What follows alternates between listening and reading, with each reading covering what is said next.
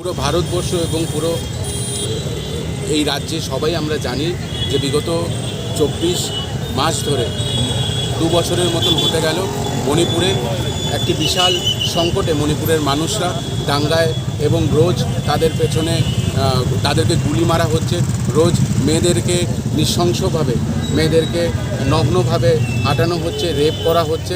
এবং আমরা জানি যে কি দুদিন আগে জিরিবামে সেম ঘটনা হয়েছে, 4 থেকে 5 জনকে অপহরণ করে নিয়ে চলে যায়।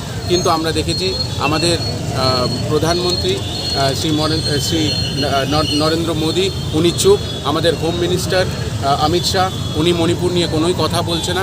আমরা এই কথা আমাদের এলওপি লিডার রাহুল গান্ধীজিও অনেকবার ওনাকে বলেছে যে আপনি মণিপুরে যান, আপনি এই প্রবলেম সলভ করুন। কিন্তু আমরা দেখেছি যে দিনের পর দিন উনি চুপ করে বসে আছে, উনি শীত ঘুমে আছে।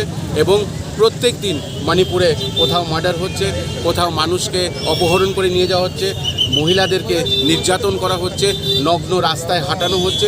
এটি একটি লজ্জাস্কর ব্যাপার।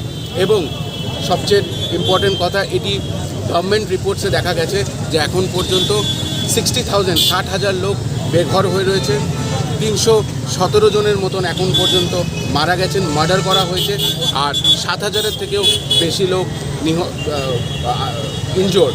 তো আমরা ধিক্কার জানাই এবং আমরা অতিসত্বর রাষ্ট্রপতি শাসন চাই ওইখানে।